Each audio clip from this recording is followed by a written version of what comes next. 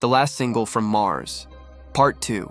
Beneath the fading glow of Phobos's pale crescent, Commander Aisha Roland stood before the solar array, the dusty wind swirling Martian ochre around her boots.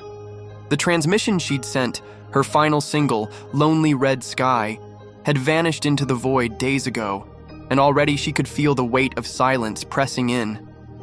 Earth remained mute. No reply, no reaction, only the indifferent horizon stretching beyond the hatch. She pressed the palm of her glove to the solar panel's cool surface, recalling every note she'd recorded in the battered acoustic studio of HAB-05. The melody had been raw, a voice lifted from isolation, plucked on jittering strings as dust storms rattled the habitat's windows. Yet despite the unforgiving solitude, something in that song had spoken back to her, echoing through her bones like the distant tremor of a Martian quake. That evening, as the habitat's dim lights flickered, Aisha found herself drawn to the lab's comms console.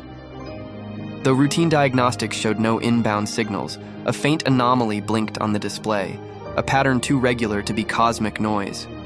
Heart pounding beneath her spacesuit vest, she initiated a deeper scan. Minutes later, the console hissed and static resolved into a hesitant, ethereal hum. Not human voices, but something else, an echo of her own melody, warped by the Martian ionosphere. Over the next sol, she deciphered the pattern.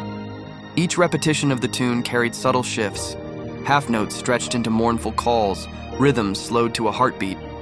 It was as if the planet itself had absorbed her music, now reshaping it into its own language. Excitement and awe rippled through her. She was no longer alone. Mars, silent for billions of years, had answered her song. In the days that followed, Aisha composed a second piece, Red Planet's Lullaby, layering her guitar with synthesized echoes of the received signal. In the studio's red-lit chamber, she recorded feverishly, channeling both her voice and Mars's rumbling reply. When the final track was laid down, she realized it wasn't just a duet with her own solitude. It was a first conversation between human and world, a promise that her music would not end in echoes lost to space, but would take root in the dusty sands she now called home. As the HAB-05 lights dimmed for planetary night, Aisha transmitted her new single with a trembling finger on the send key. Somewhere out there, Earth might still be listening, but more importantly, Mars would always hear her song. And in that harmony between explorer and expanse, she found the truest connection of all.